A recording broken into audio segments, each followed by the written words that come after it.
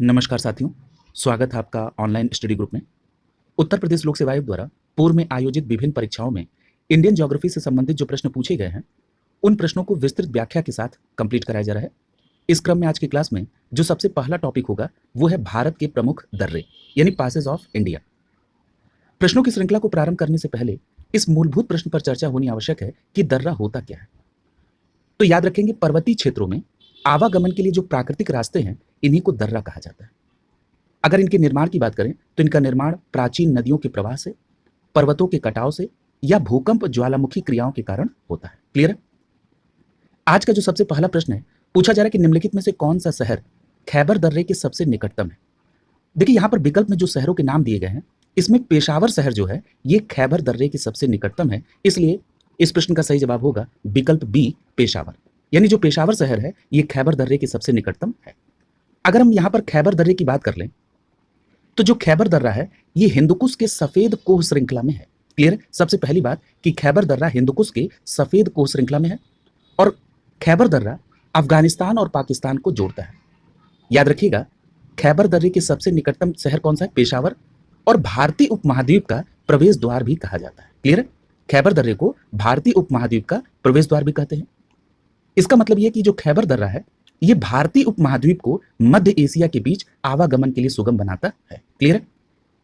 यहां पर एक बात और आपको मैं रिकॉल करा दूं कि जो आक्रांता उत्तर पश्चिम भारत की तरफ से आए थे वो इसी खैबर दर्रे से होते हुए आए थे। यानी उत्तर पश्चिम से होकर भारत पर आक्रमण करने वाले अधिकांश जो आक्रमणकारी हैं वो इसी दर्रे से आए थे, जैसे सिकंदर, मोहम्मद गोरी, बाबर, तैमूर, नादिर शाह या अहमद शाह अब्दाली। क्लियर है? तो अब आपको इसकी पूरी स्थिति स्पष्ट हो गई होगी। अगले प्रश्न पर चलते हैं।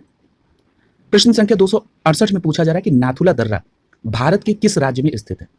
तो बिल्कुल स्पष्ट याद रखेंगे कि जो नाथुला दर्रा है वो भारत के सिक्किम राज्य में है। तो यहां पर प्रश्न संख्या 268 का सी विकल्प सही हो जाएगा। नाथुला दर्रा सिक्किम राज्य में है। क्लियर है?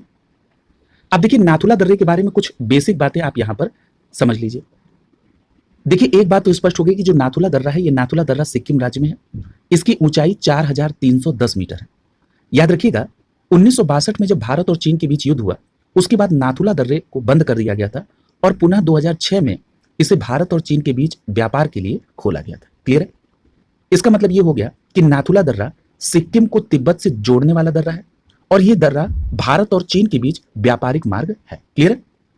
यहां पर नाथुला दर्रे के बारे में एक बात और याद रखिएगा कि यह दर्रा प्राचीन रेशम मार्ग का भी हिस्सा है। क्लियर है? नाथुला दर्रा प्राचीन रेशम मार्ग का भी हिस्सा है।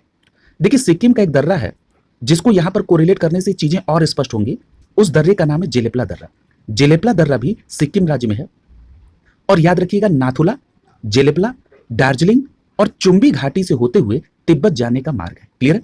चुंबी घाटी आपसे कई बार पूछी गई है और जब नाथुला और जेलेपला दर्रा के बारे में चर्चा होगी तो चुंबी घाटी के बारे में भी चर्चा होगी। क्लियर है?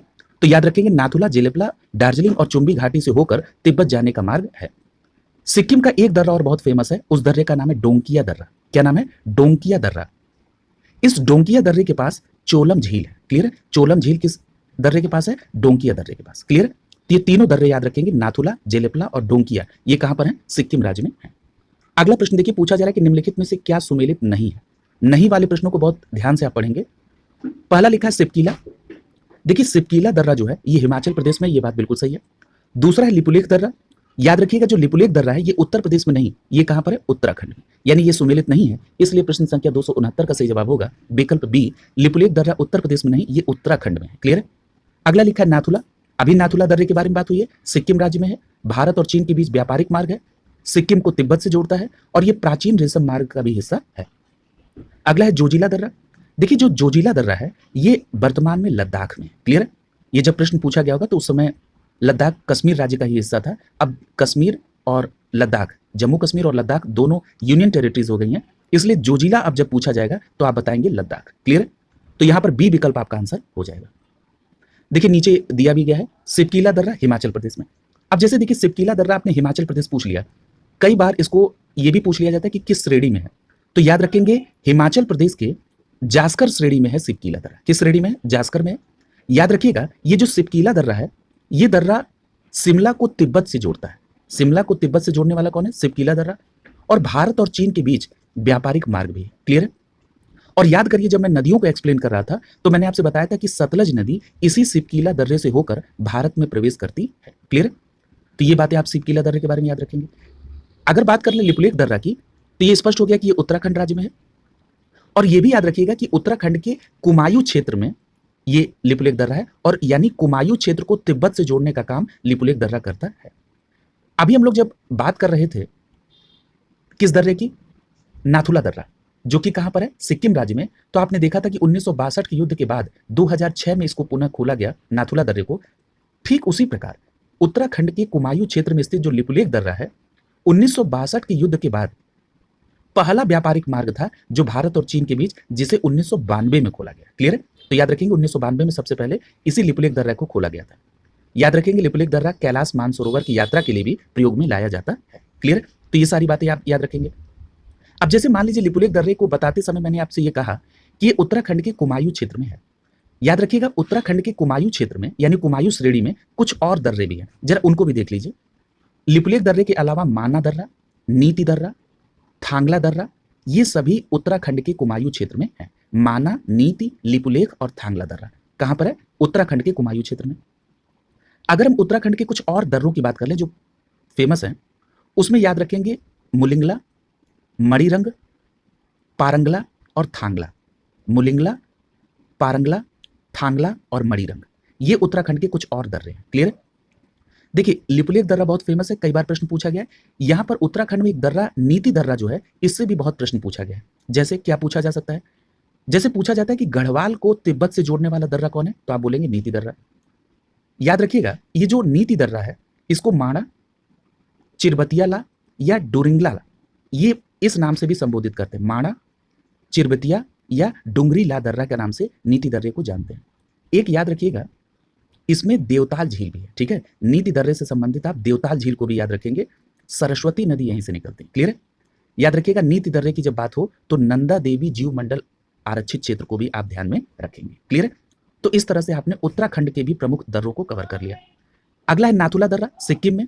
सिक्किम के दर्रे को आप कवर कर चुके हैं, नाथुला दर्रा, जेलेपला दर्रा और डोंकिया दर्रा। क्लियर?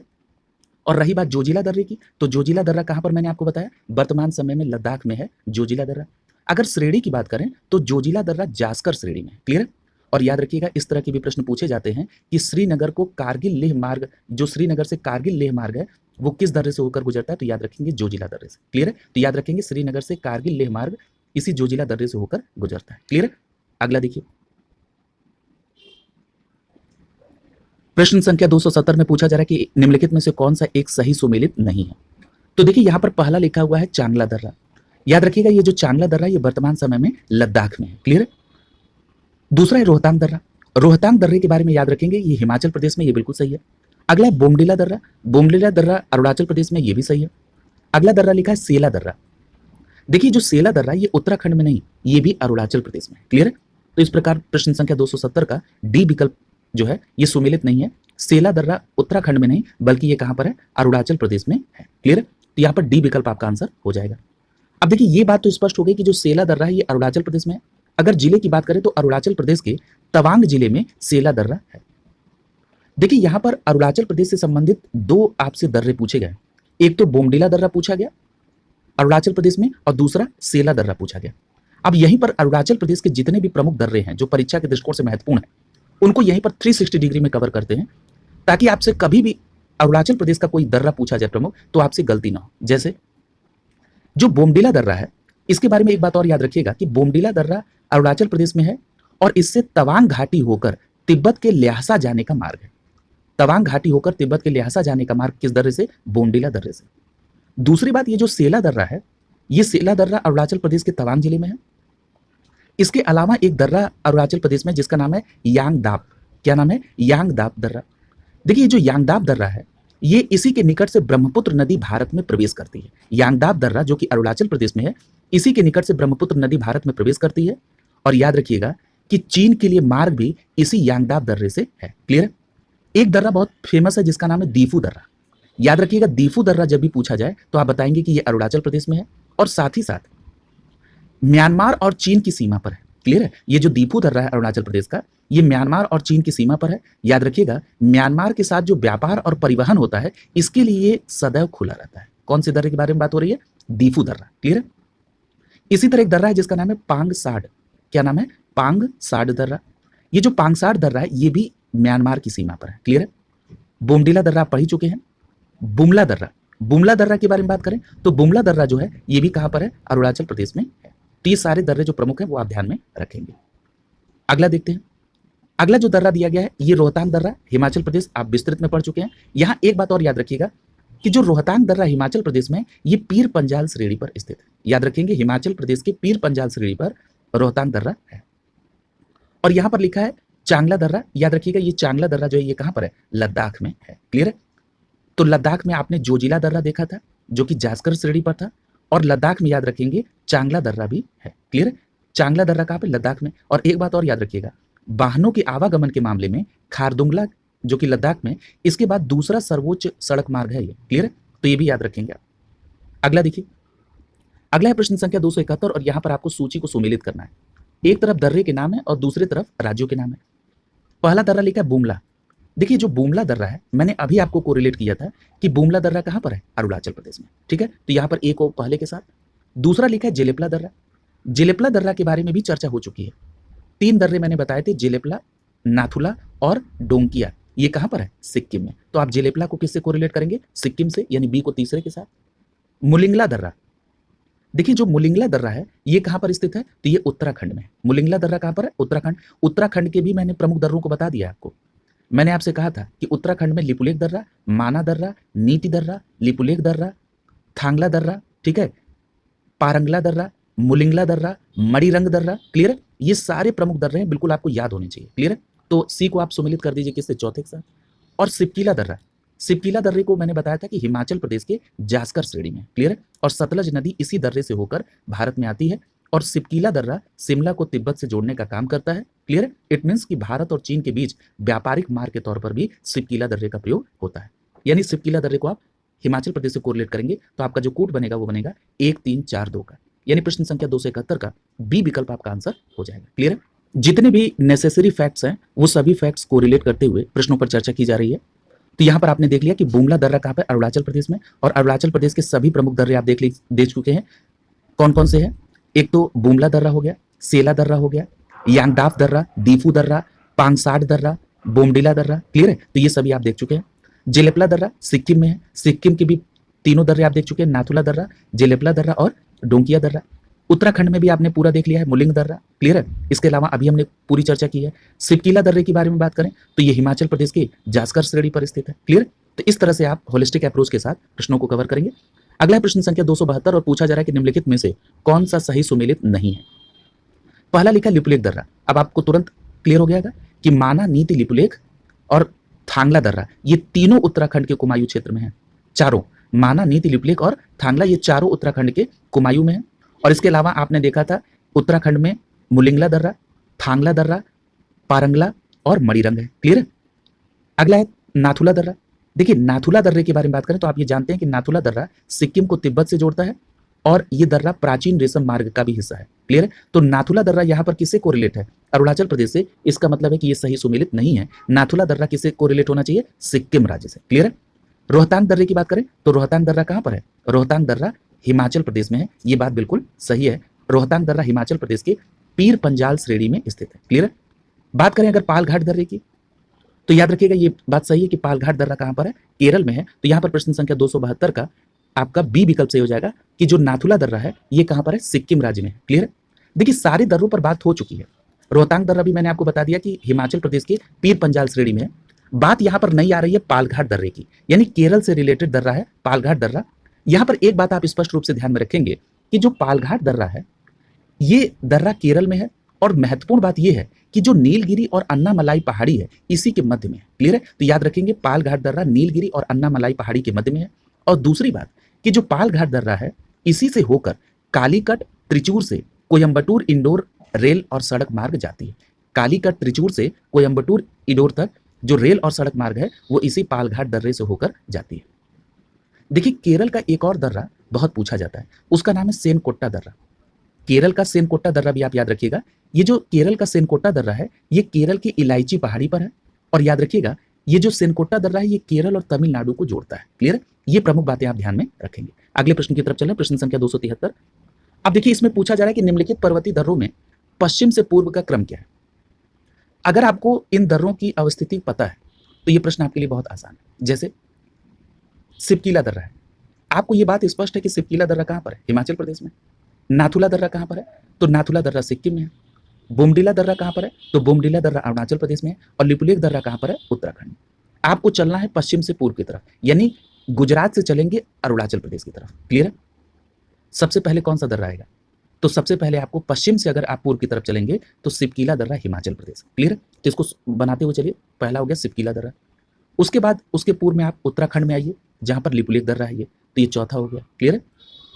उसके बाद और पूर्व में चलेंगे तो सिक्किम में नाथुला दर्रा मिलेगा, और उसके पूर्व में और चलेंगे तो अरुणाचल प्रदेश का बोमडिला दर्रा मिलेगा। यानी यहां पर आपको लास्ट में तीसरा लेना है।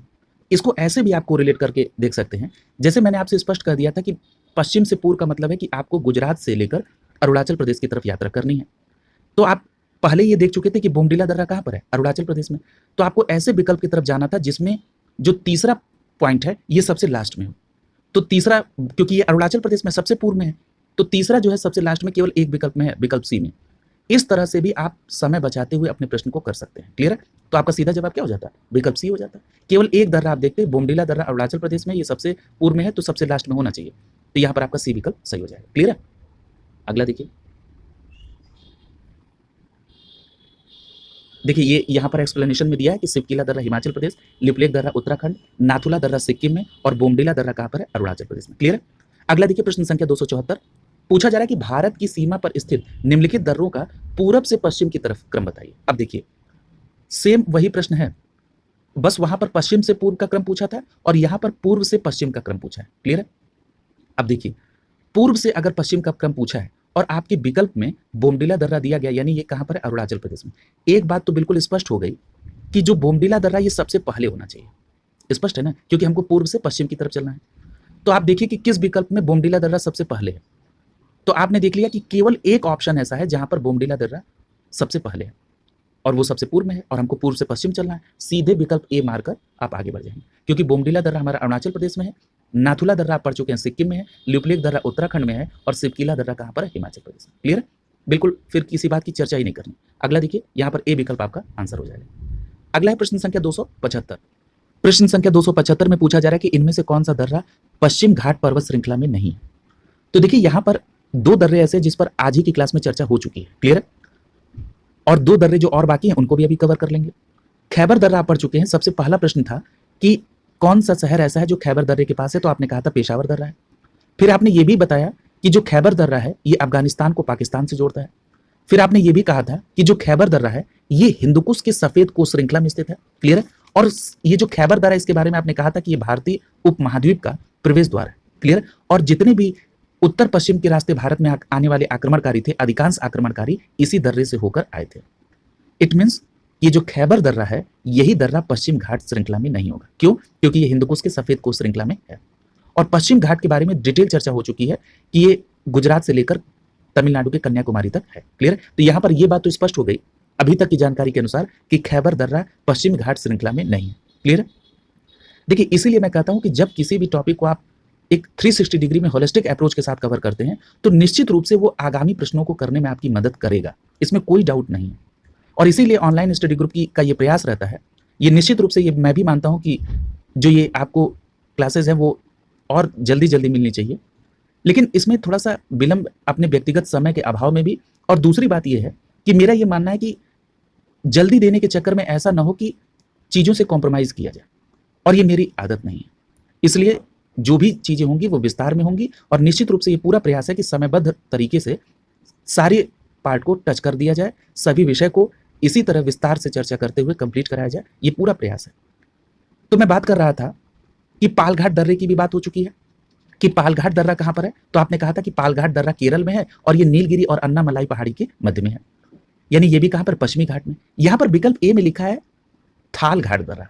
देखिए, थाल घाट और जो विकल्प बी में भोर घाट है, ये दोनों दर्रे महाराष्ट्र में है। क्लियर है? यानी महाराष्ट्र के पश्चिमी घाट में थालघाट और भोरघाट दर्रा है। पालघाट दर्रा जो है ये केरल राज्य के में है, यानी पश्चिमी तट पर है। क्लियर है? अगर हम बात कर लें थालघाट दर्रे की, तो ये मुंबई, नागपुर, कोलकाता जो रेल मार्ग है, इसके लिए यहाँ से, यानी ये जो सड़क और रेल मार्ग है वो इसी थालघाट दर्रे से होकर जाती है। कहाँ के लिए? मुंबई, नागपुर, कोलकाता के लिए। क्लियर है?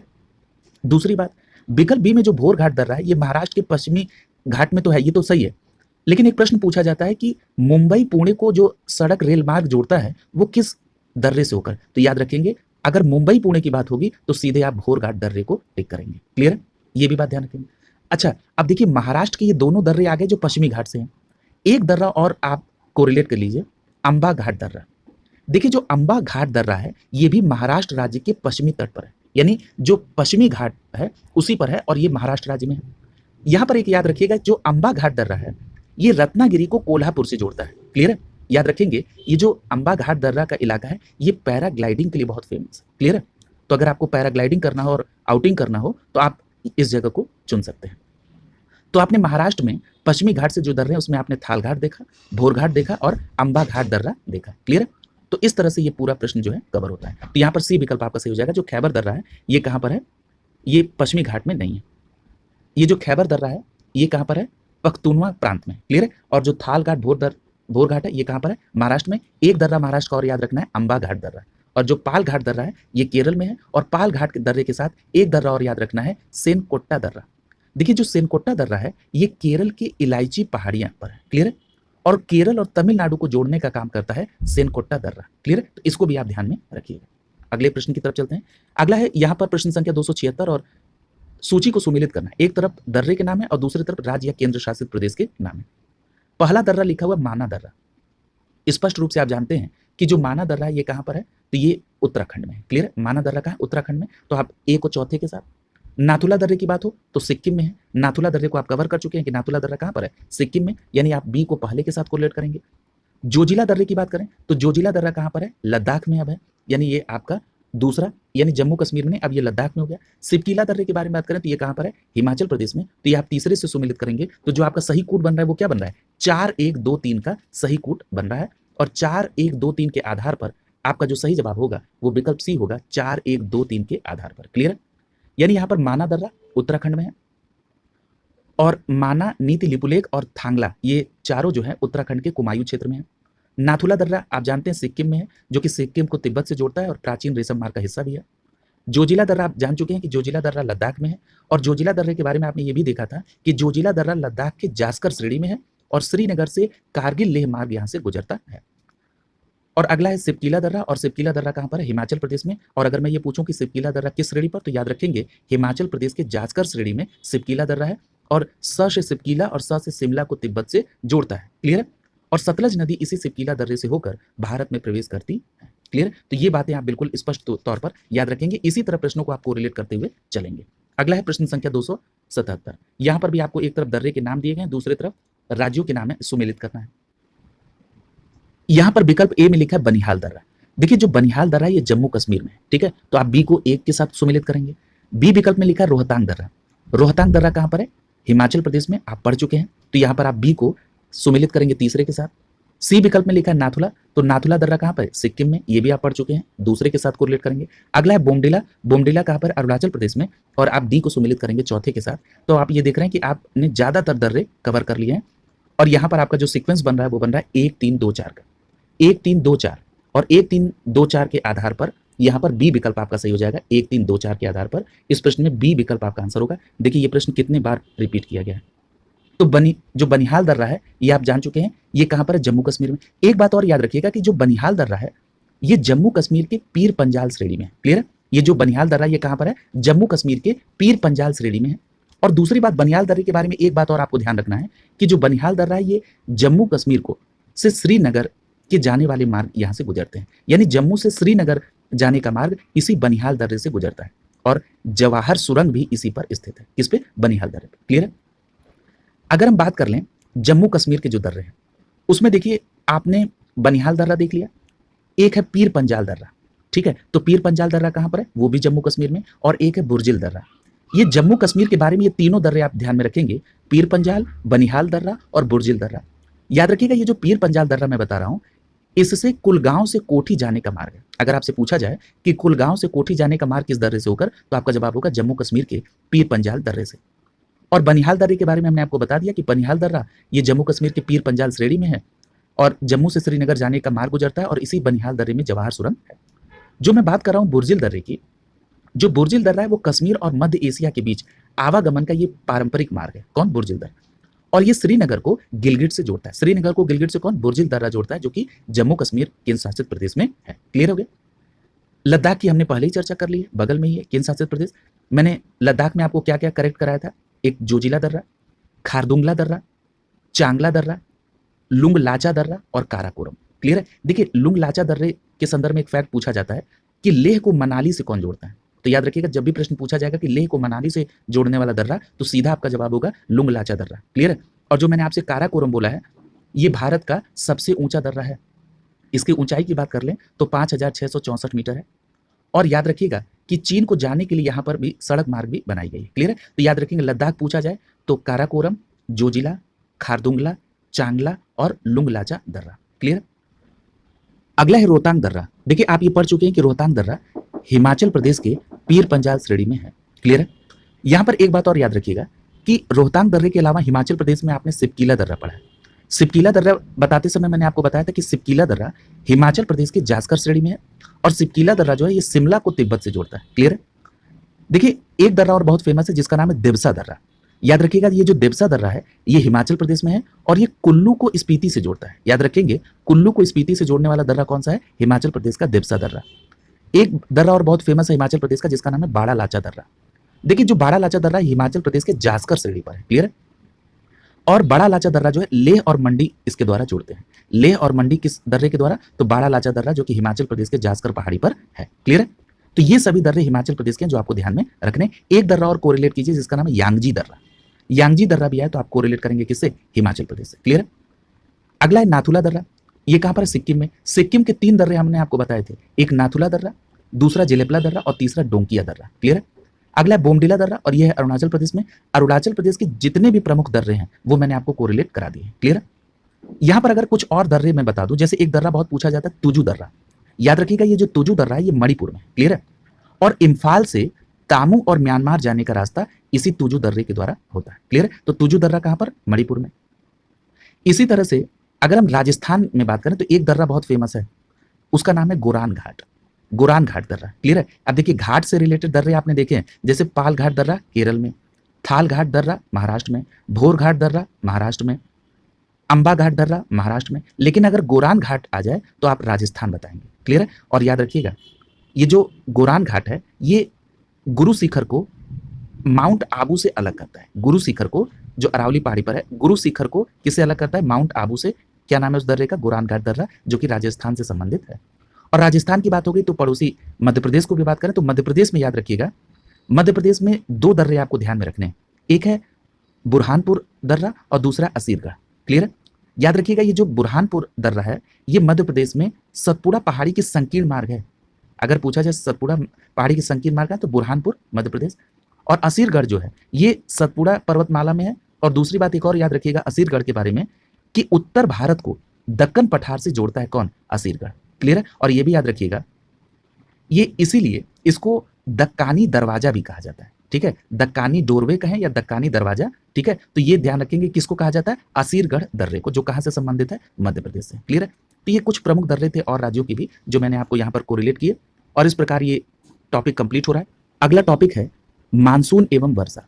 देखिए, मानसून और रेनफॉल, इससे संबंधित प्रश्नों को करने से पहले अगर इस बात पर चर्चा हो जाए कि मानसून शब्द की उत्पत्ति कहां से हुई, तो याद रखेंगे मानसून शब्द की उत्पत्ति अरबी भाषा के मौसम से हुई है।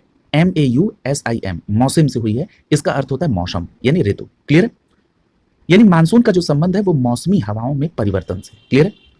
अब यहां पर जो सबसे पहला इसमें पार्ट है वो है पश्चिमी विक्षोभ से संबंधित। आपसे इसमें पहला प्रश्न पूछा जा रहा है कि निम्नलिखित में से कौन सा ऐसा कारण है जो भारत के उत्तर पश्चिम भाग में शीत ऋतु में वर्षा के लिए उत्तरदायी है। तो देखिए, भारत के उत्तर पश्चिम भाग में जो शीत ऋतु में वर्षा होती है उसके लिए रिस्पॉन्सिबल है पश्चिमी विक्षोभ। क्लियर है? तो यहां पर प्रश्न संख्या 278 का सी विकल्प आपका आंसर हो जाएगा। पश्चिमी विक्षोभ के कारण भारत के उत्तर पश्चिम भाग में शीत ऋतु में वर्षा होती है। अब सबसे पहली बात कर लेते हैं कि पश्चिमी विक्षोभ की उत्पत्ति कहां से होती है। तो क्लियर कट याद रखेंगे कि पश्चिमी विक्षोभ की उत्पत्ति भूमध्य सागर में होती है। क्लियर है, यानी पूर्वी भूमध्य सागर में पश्चिमी विक्षोभ की उत्पत्ति होती है और ये पश्चिम से पूर्व की ओर आगे बढ़ते हैं।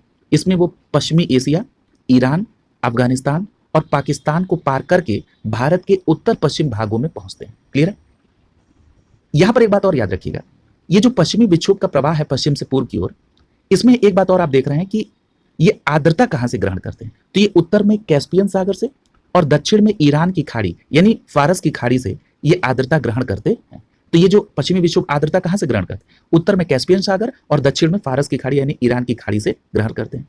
यहां पर एक बात और याद रखिएगा कि पश्चिमी जेट प्रवाह, इसके कारण पश्चिमी विक्षोभ भारत की ओर उन्मुख होता है। यानी पश्चिमी विक्षोभ को भारत में लाने के लिए रिस्पॉन्सिबल कौन है, पश्चिमी जेट प्रवाह। क्लियर है, और इससे शीतकाल में दिसंबर से यानी फरवरी के समय में पंजाब, हरियाणा, दिल्ली, पश्चिमी उत्तर प्रदेश और उत्तर भारत का जो मैदानी भाग है उसमें वर्षा होती है।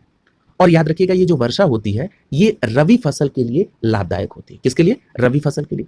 और याद रखिएगा ये भी प्रश्न पूछा जाता है कि पश्चिमी विक्षोभ जो है इसमें वर्षा की मात्रा पश्चिम से पूर्व की ओर क्या होती है, तो याद रखेंगे पश्चिम से पूर्व की ओर घटती है। क्लियर है, क्योंकि वो धीरे धीरे वर्षा करते हुए आर्द्रता को कम करते जाते हैं। यहां पर एक बात याद रखिएगा कि ये बात तो स्पष्ट हो गई कि जो पश्चिमी विक्षोभ है ये भूमध्य सागर से उत्पन्न होते हैं और भारतीय उपमहाद्वीप में शीत ऋतु में ये पश्चिम और उत्तर पश्चिम से ये भारत में प्रवेश करते हैं।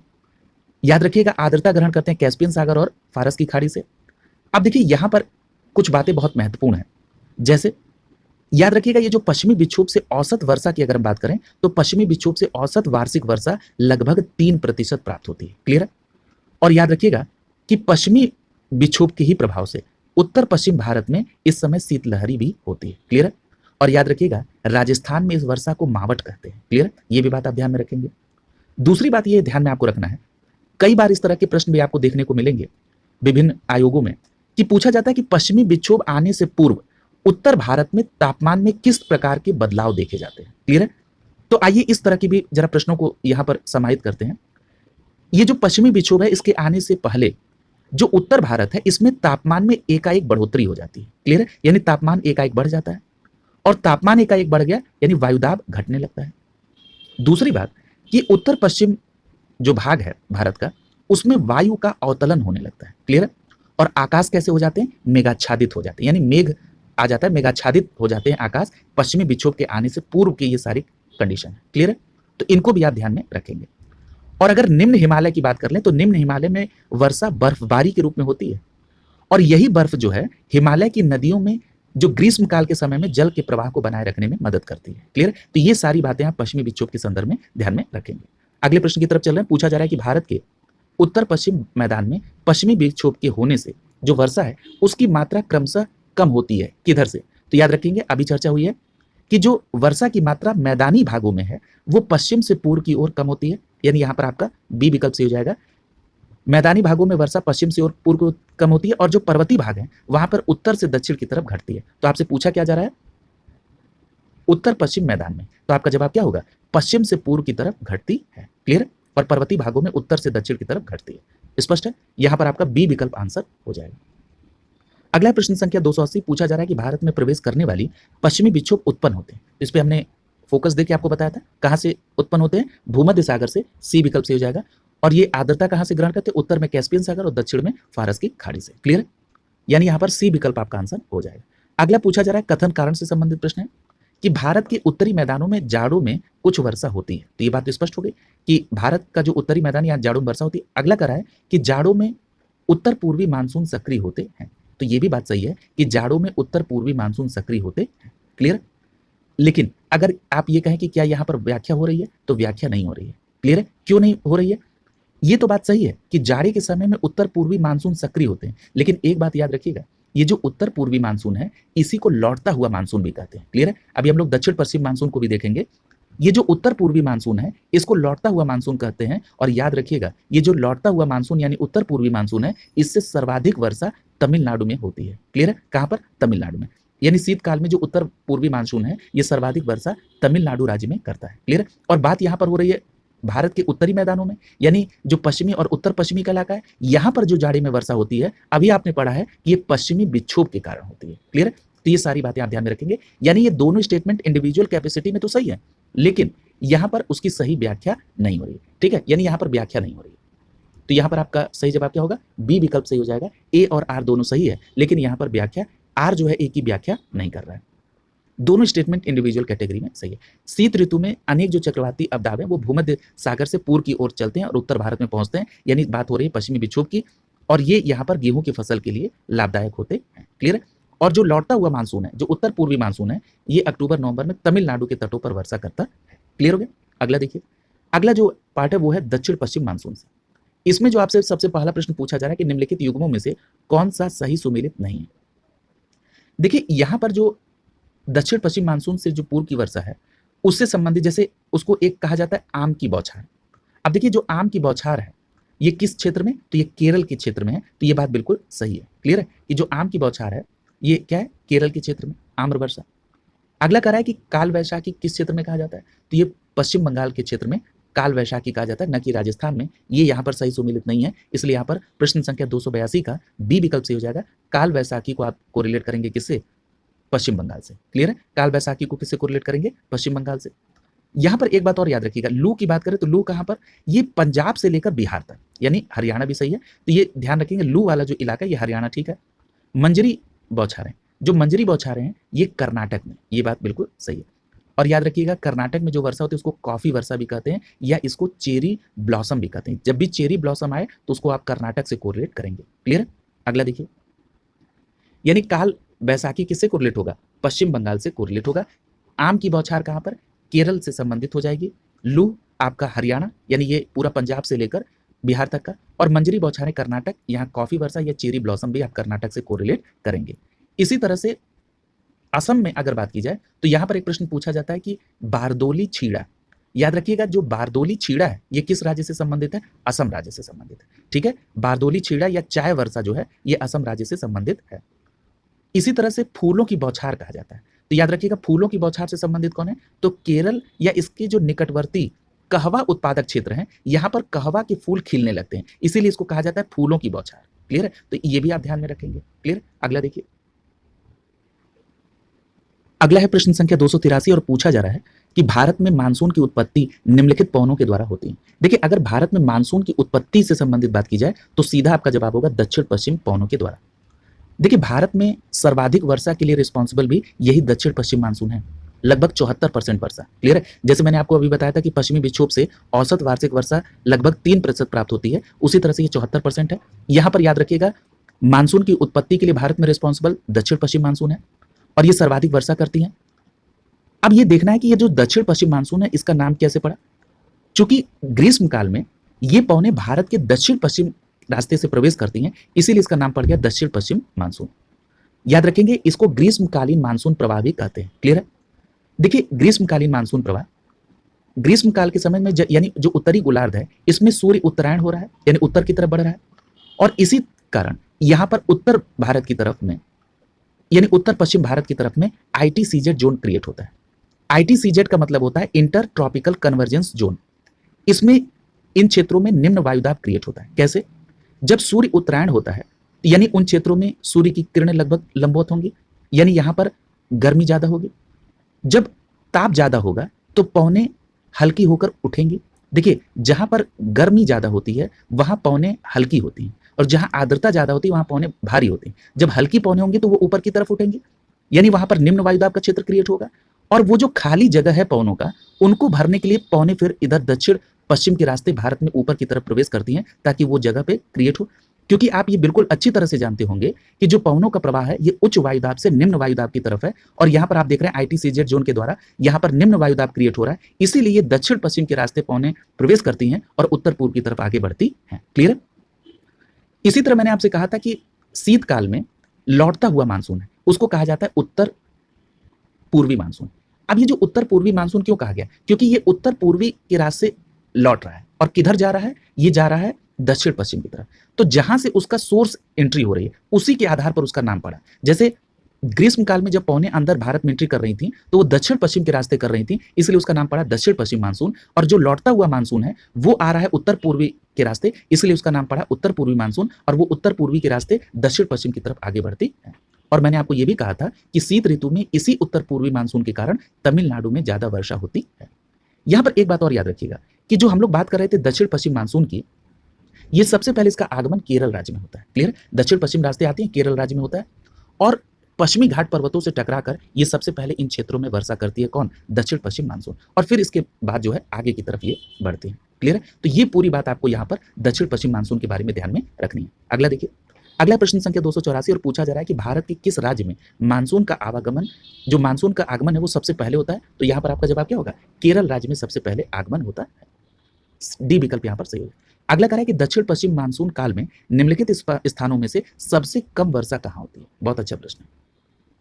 देखिए, मैंने अभी आपको बताया था कि जो तमिलनाडु का इलाका है, यहाँ जो वर्षा होती है, ये सबसे ज्यादा वर्षा किसके कारण होती है? तो यहाँ पर अधिकांश वर्षा उत्तर पूर्वी मानसून के कारण होती है, यानी लौटते हुए मानसून के कारण होती है। और चेन्नई कहाँ है? तमिलनाडु में ना। तो यहाँ पर सबसे कम वर्षा दक्षिण पश्चिम मानसून के कारण किसके कहाँ पर होगी? तो चेन्नई में होगी। क्लियर है? तो यहाँ पर प्रश्न संख्या 285 का सी विकल्प सही हो जाएगा कि जो दक्षिण पश्चिम मानसून है इसके कारण जो सबसे कम वर्षा होती है ये तमिलनाडु में, यानी चेन्नई वहां पर है। तो यहाँ पर आपका सी विकल्प सही हो जाएगा।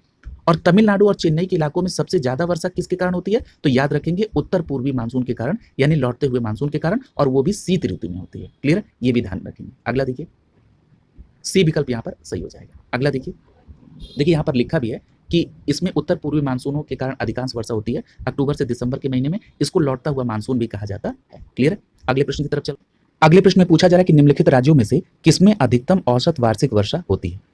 यहाँ पर देखिए, विकल्प में जो राज्यों के नाम दिए गए हैं इसमें जो अधिकतम औसत वार्षिक वर्षा है वो केरल राज्य में होती है। तो इस प्रकार प्रश्न संख्या 286 का सही जवाब होगा विकल्प सी, केरल में अधिकतम औसत वार्षिक वर्षा होती है। क्लियर? सी विकल्प यहाँ पर सही हो जाएगा। अगर मात्रा की बात कर लें तो केरल में 3500 मिलीमीटर, अरुणाचल प्रदेश में 2000 मिलीमीटर, सिक्किम में 3105 और जम्मू कश्मीर में 1040 मिलीमीटर औसत वार्षिक वर्षा होती है। क्लियर? तो इस आधार पर केरल में सर्वाधिक औसत वार्षिक वर्षा होती है। अगला है प्रश्न संख्या 287 और पूछा जा रहा है कि भारत में वर्षा की उच्चतम मात्रा वाला स्थान कौन सा है? देखिए, यहां पर विकल्प में दो नाम दिए गए हैं, एक है चेरापूंजी और दूसरा है मौसिनराम। याद रखिएगा, मौसिनराम वर्तमान समय में भारत में सर्वाधिक वर्षा मात्रा वाला स्थान है, यानी भारत में वर्षा की जो उच्चतम मात्रा वाला स्थान है वो कौन है? मौसिनराम। यहां पर डी विकल्प आपका सही हो जाएगा। पहले ये स्थान चेरापूंजी का था, लेकिन चेरापूंजी का रिकॉर्ड तोड़कर मौसिनराम वर्तमान में नंबर 1 पर है। किस मात्रा में? भारत में वर्षा की उच्चतम मात्रा वाले स्थान में। क्लियर? तो यहाँ पर डी विकल्प आपका सही हो जाएगा। अगर हम बात कर ले मौसिनराम की स्थिति की, तो याद रखिएगा भारत का जो पूर्वोत्तर राज्य है उसमें मेघालय में ये मौसिनराम है। यहाँ पर 1080 सेंटीमीटर से अधिक वार्षिक वर्षा के साथ ये पृथ्वी का सबसे नम स्थान है। और एक बात और याद रखिएगा कि यह भारत में वर्षा की उच्चतम मात्रा वाला स्थान है। पहले ये रिकॉर्ड किसके नाम से था? चेरापूंजी की, जिसके मैंने पूर्व में चर्चा भी आपसे की है। क्लियर? और ये आप पढ़ चुके हैं कि भारत में जो सर्वाधिक वर्षा प्राप्त होती है ये दक्षिण पश्चिम मानसूनी हवाओं से होती है। क्लियर है? और ये सबसे पहले कहां पर आती है? केरल में, जो जून में केरल में आती है। अगला है प्रश्न संख्या 288 और ये कथन कारण से संबंधित प्रश्न है। कथन में लिखा हुआ है कि भारत की जलवायु पर मानसून का प्रभुत्व है। तो ये बात बिल्कुल स्पष्ट है। जब पूर्व में चर्चा हो रही थी तो उसी समय इस बात पर चर्चा हुई थी कि मानसून शब्द की जो उत्पत्ति है ये अरबी भाषा मौसम से हुई है, और जिसका अर्थ होता है मौसम अर्थात ऋतु, और मानसून का संबंध मौसमी हवाओं में परिवर्तन से है। कारण में लिख रहा है कि मानसून स्थायी पवन है, ये स्टेटमेंट गलत है। यहां पर ए सही है, आर गलत है। क्लियर है? तो यहां पर आप देखेंगे प्रश्न संख्या 288 का सी विकल्प सही हो जाएगा। ए सही है लेकिन आर गलत है। क्लियर है? देखिए, भारत की जो जलवायु है ये मानसून का जो है इस पर प्रभुत्व है, और जो मानसून वो स्थायी पवन नहीं है। ये बात स्पष्ट रूप से आपको पता भी है। क्यों? क्योंकि इसमें ऋतुवत परिवर्तन होता है। दूसरी बात, मानसून से अभिप्राय ऐसी जलवायु से है जिसमें ऋतु के अनुसार पवनों की दिशा में उत्क्रमण हो जाता है। क्लियर है? और याद रखिएगा भारत की जलवायु उष्ण मानसूनी है, जो कि दक्षिण और दक्षिण पूर्व एशिया में पाई जाती है। क्लियर है? तो ये भारत की मानसून और मानसूनी वर्षा और इसके शाब्दिक अर्थ से संबंधित बातें आपने जानी। अगले प्रश्न पर चलिए। पूछा जा रहा है कि वर्षा की मात्रा निर्भर करती है किस पर? तो देखिए, वर्षा की जो मात्रा निर्भर करती है वो वायुमंडल में नमी पर निर्भर करती है। क्लियर है? अब जैसे उदाहरण के स्वरूप, जैसे पश्चिमी विक्षोभ अभी आपने पढ़ा था, तो वहां पर मैंने आपको बताया था कि पश्चिमी विक्षोभ जो उत्पन्न होता है वो भूमध्य सागर से होता है, और फिर उसके बाद पश्चिम से पूर्व की ओर यह अग्रसर होता है। तो वहीं पर मैंने बताया था कि उत्तर में कैस्पियन सागर से और दक्षिण में ईरान की खाड़ी यानी फारस की खाड़ी से ये आर्द्रता ग्रहण करता है। जब पवनों में आर्द्रता होगी तभी वो जब टकराएंगी तो वहां पर वर्षा करेंगी। क्लियर है? ठीक इसी तरह से आप देखते हैं कि जो लौटता हुआ मानसून है या जो उत्तर पूर्वी मानसून है, ये बंगाल की खाड़ी से आर्द्रता ग्रहण करता है और तमिलनाडु में वर्षा करता है। क्लियर है? तो ये बात स्पष्ट है कि वर्षा की मात्रा निर्भर करती है किस पर? वायुमंडल में नमी पर। क्लियर है? ठीक यही कॉन्सेप्ट, जैसे जब पवनें गर्म होती हैं तो वो हल्की होती हैं और वो ऊपर उठती हैं, फिर ऊपर उठ के पवनें आपस में संघनित होती है यानी संघनन की क्रिया होती है, और जब ऊपर जाती हैं तो टेम्परेचर कम और वहां पर फिर नमी होती है, तो फिर वही वर्षा के फॉर्मेट में जल नीचे आता है। तो ये इन सभी एग्जाम्पल से ये बात स्पष्ट हो गई कि वर्षा की मात्रा निर्भर करेगी इस बात पर कि वायुमंडल में नमी की मात्रा कितनी है। क्लियर है? या इस तरह से भी आप देख सकते हैं कि आपने ये देखा था कि जब भारत के उत्तर पश्चिम मैदान में जब पश्चिमी विक्षोभ प्रवेश करता है तो आपने ये देखा था कि वर्षा की मात्रा पश्चिम से पूर्व की ओर कम होती जाती है। ऐसा क्यों कम होता जा रहा है? वायु में नमी की मात्रा कम होती जा रही है, इसीलिए वर्षा की मात्रा कम होती जा रही है। ठीक वही स्थिति दक्षिण पश्चिम मानसून से है। जब पवनें दक्षिण पश्चिम के रास्ते भारत में प्रवेश करती हैं तो वो शुरुआत में आर्द्रता उनकी ज्यादा रहती है, पश्चिमी घाट से वो टकरा कर वर्षा करती हैं, फिर जब वो आगे बढ़ती हैं तो उसमें धीरे धीरे उसमें नमी की मात्रा कम होती है और इसी प्रकार आप देखेंगे कि वो आगे चलकर धीरे धीरे वर्षा भी कम करती है। क्लियर है? तो ये सारे एग्जाम्पल से निश्चित रूप से आपको ये स्पष्ट हो गया होगा कि वर्षा की मात्रा निर्भर करती है वायुमंडल में नमी के ऊपर। क्लियर है? तो यहाँ पर आपका प्रश्न संख्या 289 का बी विकल्प आपका आंसर हो जाएगा। क्लियर है? अगला देखिए। अब देखिए ये सारी बातें यहाँ पर दी हैं कि वर्षा एक प्रकार का संघनन है। पृथ्वी की सतह से जल वाष्पित होकर ऊपर उठता है। मैंने आपसे बताया कि जब यहाँ पर ताप रहेगा तो हवाएं हल्की होंगी और वो ऊपर की ओर उठेंगी और ऊपर ठंडा होकर जल की बूंदें संघनन के माध्यम से पुनः धरती पर आती हैं, इसी को वर्षा कहते हैं। और वर्षा की मात्रा दो बातों पर निर्भर करती हैं। एक पहली बात तो हवा में पर्याप्त मात्रा में जलवाष्प का होना, जो अभी बात हुई है नमी वाली। दूसरी की वाष्प में भारी हवाओं का शीतल पदार्थों के संपर्क में आने से ठंडा होना और ओसांक तक पहुंचना, इन दोनों बातों पर डिपेंड करती है वर्षा। क्लियर है? तो ये बात स्पष्ट हो गई कि वर्षा की मात्रा वायुमंडल में नमी पर निर्भर करती है और वर्षा तीन प्रकार की होती है, एक संवहनी वर्षा, दूसरी पर्वतीय वर्षा और तीसरी चक्रवाती या वाताग्रीय वर्षा। क्लियर है? अगला देखिए। अगला प्रश्न स्टेटमेंट टाइप का है। प्रश्न संख्या 290 में पूछा जा रहा है कि भारत एक मानसूनी देश है। तो ये बात स्पष्ट है, अभी चर्चा भी हुई थी कि भारत की जो जलवायु उस पर मानसून का प्रभुत्व होता है। क्लियर है? और ये भी आपने देखा था कि भारत एक मानसूनी देश है और यहाँ पर दक्षिण पश्चिम मानसून से सर्वाधिक वर्षा होती है। कारण में लिखा है कि उच्च हिमालय इसे जलवायु संबंधी विशिष्टता प्रदान करता है। तो ये बात स्पष्ट है कि भारत एक मानसूनी देश है और जो मानसूनी पवनें आती हैं, अगर हम बात कर लें चाहे दक्षिण पश्चिम मानसूनी पवनों की, उनको भी ये हिमालय रोककर और यहाँ पर वर्षा भारत में कराता है। और इस प्रकार भारत की जलवायु में किस प्रकार का परिवर्तन हो और किस प्रकार से मानसूनी हवाओं के जरिए भारत में वर्षा हो, इस पर विशेष प्रभाव रहता है इस हिमालय का। तो यहाँ पर कथन भी सही है और कारण भी सही है और व्याख्या भी सही हो रही है। अभी हम लोग विस्तार से चर्चा करेंगे कि हिमालय की क्या भूमिका है भारत में एक जलवायु परिवर्तन के संदर्भ में। तो यहाँ पर आप देखिए कि ए विकल्प आपका सही हो जाएगा, कथन भी सही है और कारण भी सही है और व्याख्या भी सही हो रही है। सबसे पहले हम लोग बात करेंगे उच्च हिमालय की भारत को जलवायु संबंधी विशिष्टता प्रदान करने के संदर्भ में, यानी किस प्रकार से उच्च हिमालय भारत में एक विशेष प्रकार की जलवायु परिस्थिति खड़ी करता है। सबसे पहले हम लोग बात कर लें ग्रीष्मकाल में। ग्रीष्मकाल में हिमालय जो दक्षिण पश्चिमी जलवाष्प युक्त मानसूनी हवाएं हैं, इनको रोकता है और देश में पर्याप्त वर्षा कराता है, जिसकी चर्चा अभी मैं कर रहा था कि जो हमारा दक्षिण पश्चिमी मानसून आता है, जो भारत में केरल के रास्ते प्रवेश करता है और सबसे पहले पश्चिमी घाट से टकराकर वर्षा करता है, जब वो आगे बढ़ता है तो यहाँ पर हिमालय उन हवाओं को रोकती है और टकराकर यहाँ पर वर्षा होती है। अगर ये स्ट्रक्चर नहीं होता तो ये हवाएं आगे निकल जाती और यहाँ वर्षा नहीं होती। तो एक संदर्भ तो क्लियर हो गया कि ग्रीष्म काल में ये जो हिमालय है, ये दक्षिण पश्चिमी जलवाष्प युक्त मानसूनी हवाओं को रोककर देश में पर्याप्त वर्षा कराती है। दूसरी बात करिए कि जो शीतकाल में साइबेरिया की जो शीतल हवाएं आती हैं, यानी साइबेरिया कहाँ पर? रूस के इलाके में, यानी पूर्वी रूस के इलाके में, और वहां से जो ठंडी शीतल हवाएं साइबेरिया से आती हैं, उनको ये हिमालय रोकता है और देश में एक जो ठंडी हवाओं की एक लहर आती और एक अलग प्रकार का एटमॉस्फेयर होता है, उससे बचाता है और देश में यहाँ पर अपेक्षाकृत ये इसे गर्म रखने में मदद करता है। क्लियर है? तो ये आप देख रहे हैं कि इन दोनों परिस्थितियों में हिमालय की क्या भूमिका है। वो दक्षिण पश्चिमी हवाओं को रोकता है और यहाँ वर्षा भी कराता है, और दूसरी तरफ जो पूर्वी रूस के साइबेरिया से ठंडी हवाएं आती हैं, उनको भी रोककर देश में एक गर्म रखता है उसको। ठीक है? यहां पर एक बात और याद रखिएगा कि देश का जो अधिकांश भाग है, ये कर्क रेखा के ऊपर अर्थात शीतोष्ण कटिबंध में स्थित है, किंतु यहाँ की जलवायु कैसी है? उष्णकटिबंधीय जलवायु है। ठीक है, इसमें भी इस हिमालय की महत्वपूर्ण भूमिका है। क्लियर है? इसमें भी क्या है भाई, उसको तो गर्म हो, उसको शीतोष्ण में तो उसको उष्णकटिबंधीय की अपेक्षा ठंडा होना चाहिए, लेकिन जब ये रुकावट आती है तो इस प्रकार की का वेदर पूरे भारत में देखने को मिलता है और उधर साइबेरियन हवाओं को रोक भी मिलती है। क्लियर है? तो इन सारी दृष्टिकोण से अगर आप देखेंगे तो हिमालय की एक विशिष्ट भूमिका है भारत में जलवायु परिवर्तन के संदर्भ में। क्लियर है? यानी उच्च हिमालय भारत को जलवायु संबंधी विशिष्टताएं प्रदान करता है। क्लियर है? तो ये सारी बातें स्पष्ट हो गई। अगला देखिए, प्रश्न संख्या 291 पूछा जा रहा है कि निम्न में से कौन सा स्थान सबसे कम वर्षा प्राप्त करता है। तो यहां पर आपका सही जवाब होगा विकल्प डी, लेह जो है यहां पर सबसे कम वर्षा प्राप्त करता है। क्लियर है? तो यहां पर प्रश्न संख्या 291 का सही जवाब क्या हो जाएगा, विकल्प डी सही हो जाएगा। लेह भारत का सबसे कम वर्षा वाला स्थान है। यहां पर एक बात और याद रखिएगा, ये हिमालयी श्रेणियों के वृष्टि छाया क्षेत्र में स्थित होने के कारण शीतकाल और ग्रीष्मकाल दोनों मौसमों में वर्षा प्राप्त नहीं करता है। और वहीं आप ये पढ़ चुके हैं कि भारत में जो मेघालय है वहां पर जो मौसिनराम है ये सर्वाधिक वर्षा प्राप्त करने वाला स्थान है और इसके पूर्व में चेरापूंजी में सर्वाधिक वर्षा होती थी। इस समय सर्वाधिक वर्षा प्राप्त करने वाला स्थान कौन सा है, मौसिनराम। क्लियर है? जैसलमेर और बीकानेर ये दोनों राजस्थान है, यहां पर भी कम होती है वर्षा, लेकिन यहां जो विकल्प में नाम दिए गए हैं स्थान के, उसमें सबसे कम वर्षा जो प्राप्त होती है वो लेह में प्राप्त होती है। स्पष्ट हो गया? अगला देखिए, अगला प्रश्न संख्या 292 और पूछा जा रहा है कि भारत में वर्षा का आधिक्य होते हुए भी ये देश प्यासी धरती समझी जाती है, इसका कारण क्या है। तो याद रखिएगा, इसमें पहला स्टेटमेंट है कि वर्षा के पानी का तेजी से बह जाना, यानी उसको स्टोरेज करने की, उसको रोकने की कोई व्यवस्था प्रॉपर नहीं है, ये एक प्रमुख कारण है।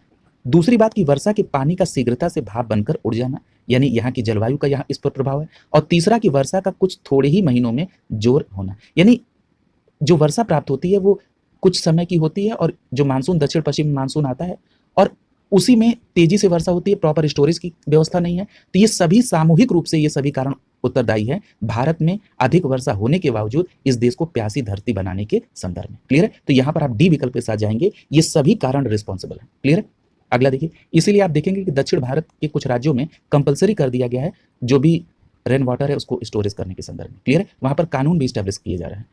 अगला देखिए, यहां उसी बात को एक्सप्लेन किया गया है। अगला प्रश्न संख्या 293 और लिखा जा रहा है कि शुष्कता दशा संदर्भित है, यानी अगर शुष्क दशा है तो वो क्या दर्शाती है। इसका मतलब है कि वहां पर निम्न आर्द्रता है। आर्द्रता का मतलब क्या है, आर्द्रता का मतलब है कि जो हमारी वायुमंडल में जो हवाएं हैं उसमें जलवाष्प की क्या उपस्थिति है, ठीक है, उसमें नमी की क्या स्थिति है, वही आर्द्रता को दिखाती है। तो अगर शुष्कता है यानी सूखापन है तो इसका मतलब क्या है कि वहां पर आर्द्रता निम्न है। क्लियर है? तो यहां पर प्रश्न संख्या 293 का बी विकल्प सही हो जाएगा कि शुष्कता सूखापन का मतलब है कि वहां पर आर्द्रता कम है यानी नमी कम है, यानी जलवाष्प की उपस्थिति कम है। क्लियर है? बी विकल्प यहां पर सही हो जाएगा। नीचे लिखा भी है कि उस शुष्कता की दशा निम्न आर्द्रता को दिखाती है और वायुमंडल में उपस्थित जलवाष्प को ही आर्द्रता कहते हैं, यानी वायुमंडल में उपस्थित जलवाष्प को ही आर्द्रता कहते हैं। और आर्द्रता को किससे मापा जाता है, तो याद रखेंगे हाइग्रोमीटर से मापा जाता है। ये भी प्रश्न बहुत पूछा जाता है कि आर्द्रता को किससे मापते हैं, हाइग्रोमीटर से। क्लियर है? अगला प्रश्न देखिए, अगला है प्रश्न संख्या 294 और पूछा जा रहा है कि निम्नलिखित स्थानों में से कहां पर आर्द्र जलवायु का अनुभव होता है। क्लियर है? अब तो आपने आर्द्रता देख ली कि वायुमंडल में उपस्थित जलवाष्प कोई आर्द्रता कहते हैं। अब आर्द्र जलवायु कहां पाई जाएगी, तो यहां पर देखिए, अगर आप इसमें थोड़ा जो आपने जो भी अभी तक पढ़ा है उस अनुभव से भी आप इसको करेंगे तो कर ले जाएंगे। जैसे कोची, कोची कहां पर है, केरल राज्य में ना। और आपने अभी इस बात को देखा है कि जो भारत में सर्वाधिक वर्षा होती है वो दक्षिण पश्चिमी मानसून से होती है और जो मानसून का मुख्य कारण है वो भी यही पौने हैं, दक्षिण पश्चिमी मानसून। और आपने ये भी पढ़ा था कि सबसे पहले वो केरल में आती हैं, यानी। और आपने एक चीज और देखी थी, एक प्रश्न में आया था कि किस राज्य में अधिकतम औसत वार्षिक वर्षा होती है, उस दृष्टिकोण से भी आपको पता है। तो ये तो स्पष्ट हो गया कि आपके आंसर में, और ये पूछ रहा है आर्द्र जलवायु, ठीक है, यानी आर्द्र जलवायु का मतलब क्या है कि वायुमंडल में जलवाष्प की उपस्थिति है। क्लियर है? जहां अच्छी उपस्थिति हो जलवाष्प की, यानी ये तो स्पष्ट हो गया कि कोची आपके आंसर में होगा। अगर कोची आपके आंसर में होगा इट मीन्स कि बी तो गलत हो गया। क्लियर है? अब आइए बात करते हैं तेजपुर की। तो तेजपुर कहां पर है, असम में है। ये जो उत्तर पूर्वी राज्य हैं यहां पर भी अन्य राज्यों की अपेक्षा वर्षा ज्यादा होती है। अब जैसे अहमदाबाद हो गया, अगर हम अहमदाबाद और असम में तुलना करें तो स्वाभाविक सी बात है कि यहाँ पर तेजपुर के इलाके में वर्षा ज्यादा होगी। लुधियाना की बात करें तो वो भी पंजाब से भी अगर हम इस तरह की तुलना करें तो यहाँ पर आप देख रहे हैं कि तेजपुर होगा। और दो ही सिलेक्शन है तो यहाँ पर तेजपुर यानी जो असम का तेजपुर है यहाँ पर भी वर्षा, यानी आर्द्रता के दृष्टिकोण से बात करें तो आर्द्र जलवायु का अनुभव कोची और तेजपुर में होगा। तो इस प्रकार 2 और 4 डी विकल्प आपका आंसर हो जाएगा। बहुत व्यवहारिक दृष्टिकोण से भी अगर आप देखेंगे तब भी आप प्रश्नों का आंसर कर ले जाएंगे। कोचीन क्षेत्र में अर्थात केरल राज्य में वर्षा का आगमन सबसे पहले होता है। यहाँ की जलवायु में आर्द्रता का अनुभव सबसे पहले होता है। ये वर्षा प्रधान क्षेत्र है और असम का तेजपुर भी अधिक वर्षा वाले क्षेत्रों में अवस्थित है, इसलिए यहाँ पर आर्द्र जलवायु का अनुभव होता है। क्लियर है? अगला देखिए, प्रश्न संख्या 295 पूछा जा रहा है कि यहाँ पर कथन दिए गए हैं और आपको ये फाइंड आउट करना है कि कौन सा कथन सही नहीं है। क्लियर है? पहला लिखा है कि कोरोमंडल तट पर लौटती मानसून से वर्षा होती है। सबसे पहले तो आपको ये अपने दिमाग में रख लेना है कि कोरोमंडल तट होता क्या है। तो आपने देखा था कि तमिलनाडु का जो तट होता है इसी को कोरोमंडल तट कहा जाता है। क्लियर है? यानी आंध्र प्रदेश से लेकर और ये तमिलनाडु का जो क्षेत्र है कन्याकुमारी तक, ये क्षेत्र आपका कोरोमंडल तट कहा जाता है। क्लियर है? इस पर डिटेल में चर्चा भी हो चुकी है। और आपने ये भी पढ़ा था कि जो लौटता हुआ मानसून है इसको उत्तर पूर्वी मानसून कहते हैं और ये सर्वाधिक वर्षा करता है कहाँ पर? तमिलनाडु में। तो इस प्रकार ये स्टेटमेंट आपका सही हो गया। अगला कह रहा है कि भारतीय मानसून एल नीनो के प्रबल होने पर प्रबल हो जाता है। अब यहाँ पर इस बात को थोड़ा सा करेक्ट करिए। याद रखिएगा, ये जो भारतीय मानसून है ये ला नीनो के प्रबल होने पर प्रबल होता है। ये जो एल नीनो है ये भारतीय मानसून को और कमजोर करता है। क्लियर है? याद रखिएगा कि भारतीय मानसून को कमजोर करता है कौन? El Nino. क्लियर है? तो ये बात स्पष्ट रूप से आप ध्यान में रखेंगे। क्लियर है? और याद रखिएगा इसीलिए इसे विपरीत धारा के नाम से भी जानते हैं। तो यहाँ पर ये स्टेटमेंट तब सही होता है जब एल नीनो की जगह पे ला नीनो होता। क्लियर है? तो ये बात इसलिए यहाँ पर ये जो बी स्टेटमेंट है ये आंसर हो जाएगा, ये सही नहीं है। क्लियर है? तो याद रखेंगे भारतीय मानसून जो एल नीनो है इससे प्रबल नहीं कमजोर होता है और प्रबल करना हो तो ला नीनो को लिखना पड़ेगा। क्लियर है? अगले स्टेटमेंट में कह रहा है कि भारतीय मानसून उस समय प्रबल होता है जब ला नीनो प्रबल होता है। ये जो अगली बात मैं जो आपको यहाँ पर बार बार एक्सप्लेन कर रहा था वही बात अगली स्टेटमेंट में लिखी भी गई है। तो ये सही है कि अगर ला नीनो होता तब ये प्रबल होता, एल नीनो से ये प्रबल नहीं होगा। अगला कह रहा है कि पंचगनी पठार पर अति न्यून वर्षा होती है क्योंकि यह वृष्टि छाया क्षेत्र में अवस्थित है। क्लियर है? ये स्टेटमेंट यहाँ पर सही है और यहाँ पर आप देख रहे हैं कि प्रश्न संख्या 295 का बी विकल्प यहाँ पर सही हो जाएगा। एल नीनो जो है अगर इसकी बात कर लें तो एल नीनो जल धारा जो है ये पेरू तट के पश्चिम में 180 किलोमीटर की दूरी से उत्तर पश्चिम दिशा में चलने वाली एक गर्म जल धारा है जो कि प्रशांत महासागर से होकर हिंद महासागर में प्रविष्ट करती। और याद रखिएगा ये भारतीय ग्रीष्मकालीन मानसून को कमजोर करती है। कौन? El Nino. यानी एल नीनो जो है ये भारतीय ग्रीष्मकालीन मानसून को कमजोर करती है। यही कारण है कि इसको विपरीत धारा के नाम से जाना जाता है। और यहाँ पर जो भारतीय ग्रीष्मकालीन मानसून है यानी जो दक्षिण पश्चिमी मानसून है यही ज्यादा वर्षा करती है। क्लियर है? और उसको ये जब कमजोर करेगी इट मीन्स ये विपरीत धारा के तौर पर काम कर रही है। कौन? El Nino. क्लियर है? अगला देखिए, अगला है जो प्रश्न होगा ये उत्तर पूर्वी मानसून से संदर्भित होगा। यहाँ पर प्रश्न संख्या 296 में कथन और कारण से संबंधित प्रश्न है और पूछा जा रहा है कथन में कि दक्षिण भारत में अर्धशुष्क स्टेपी जलवायु कर्नाटक पठार के कुछ भागों में पाई जाती है। तो यहाँ पर यह स्टेटमेंट बिल्कुल सही है। यानी दक्षिण भारत में अर्धशुष्क स्टेपी जलवायु कहाँ पर? कर्नाटक पठार के कुछ भागों में पाई जाती है। क्लियर है? और कारण में लिख रहा है कि यह सह्याद्री के वृष्टि छाया प्रदेश में पड़ता है। ये भी स्टेटमेंट बिल्कुल सही है। तो यहाँ पर आप देख रहे हैं कि कथन भी सही है और कारण भी सही है और व्याख्या भी सही हो रही है, इसलिए यहाँ पर विकल्प ए आपका आंसर हो जाएगा। क्लियर है? तो ये बात स्पष्ट तौर पर आप ध्यान में रखेंगे कि दक्षिण भारत में जो अर्धशुष्क स्टेपी जलवायु है वो कर्नाटक पठार के कुछ भागों में पाई जाती है। ये सह्याद्री के वृष्टि छाया प्रदेश में पड़ता है। ठीक है? और सह्याद्री को पश्चिमी घाट पर्वत भी कहा जाता है, ये पहले ही आप जानते हैं। और अगर इसके विस्तार की बात कर लें तो ये महाराष्ट्र से लेकर आगे केरल तक है। ठीक है? अब यहाँ पर देखिए आगे तमिलनाडु तक है। अगला देखिए, अगला है प्रश्न संख्या 297 और पूछा जा रहा है कि निम्न में से किस प्रकार के बादल आने वाले चक्रवात के सूचक है। तो याद रखिएगा जो पच्छाद स्तरीय मेघ होते हैं ये आने वाले चक्रवात के सूचक होते हैं। तो यहाँ पर प्रश्न संख्या 297 का बी विकल्प सही हो जाएगा। तो याद रखेंगे पच्छाद स्तरीय मेघ बादल आने वाले, ये जो बादल हैं ये आने वाले चक्रवात के सूचक होते हैं। बी विकल्प यहाँ पर सही हो जाएगा। अगर हम पच्छाद स्तरीय मेघ की बात कर लें तो ये श्वेत वर्ण के होते हैं, पहली बात। दूसरी बात, आकाश में एक पतली दूधिया रंग की चादर के समान ये फैले होते हैं। इनके आगमन पर सूर्य और चंद्रमा के चारों ओर प्रभामंडल बन जाता है जो कि निकट भविष्य में चक्रवात के आने की सूचना देता है। क्लियर है? तो ये बात स्पष्ट हो गया कि किस प्रकार के बादल चक्रवात के आने की सूचना देते हैं। तो आपका सही जवाब होगा पच्छाद स्तरीय मेघ। क्लियर है? इस तरह के भी प्रश्न आपकी परीक्षाओं में पूछे जाते हैं बहुत। अगला देखिए प्रश्न संख्या 298 पूछा जा रहा है कि तड़ित झंझावत संबंधित होते हैं किससे। तो याद रखिएगा जो तड़ित झंझावत होते हैं ये कपासी वर्षा बादलों से संबंधित होते हैं। तो यहाँ पर प्रश्न संख्या 298 का बी विकल्प सही हो जाएगा। तड़ित झंझावत कपासी वर्षा बादलों से संबंधित होते हैं, बी विकल्प यहाँ पर सही होगा। अब यहाँ पर एक बात याद रखिएगा कि कपासी वर्षा बादल जो हैं ये अत्यधिक विस्तृत और गहरे होते हैं और इन बादलों से तड़ित झंझावत और गरज के साथ वर्षा होती है। और कभी-कभी ओलावृष्टि भी होती है। किससे? कपासी वर्षा बादलों से। क्लियर है? इसलिए इन मेघों को गर्जन मेघ भी कहा जाता है। क्लियर है? कपासी वर्षा बादलों को जो है गर्जन मेघ भी कहते हैं। ये तड़ित झंझावत से संबंधित होते हैं। क्लियर है? यानी गरज के साथ वर्षा करते हैं और बादलों में तड़ित झंझावट भी होती है और कहीं-कहीं ये ओलावृष्टि के रूप में भी आते हैं। अगला देखिए, प्रश्न संख्या 299 पूछा जा रहा है कि उत्तर पूर्वी मानसून से सबसे अधिक वर्षा कहाँ पर प्राप्त होती है? ये तो कई बार चर्चा हो चुकी है कि जो उत्तर पूर्वी मानसून है, इसी को लौटता हुआ मानसून भी कहते हैं और ये शीतकालीन समय में तमिलनाडु के तटीय क्षेत्रों में वर्षा करता है। तो यहाँ पर आपका प्रश्न संख्या 299 का सी विकल्प सही हो जाएगा। उत्तर पूर्वी मानसून यानी लौटता हुआ मानसून सबसे ज्यादा वर्षा तमिलनाडु के तटीय क्षेत्रों में करता है। क्लियर है? और याद रखिएगा, यहाँ पर वर्षा की कुल मात्रा का 50 से 60% इससे प्राप्त होता है और ये शीतकालीन में, तो इसीलिए इसको शीतकालीन मानसून भी कहते हैं या उत्तर पूर्वी मानसून कहें या लौटता हुआ मानसून कहें और ये तमिलनाडु के तटीय क्षेत्रों में वर्षा करता है। क्लियर है? तो इस प्रकार ये टॉपिक आपका कंप्लीट हो गया। अगला जो टॉपिक है वो है वन एवं वनावरण। क्लियर है?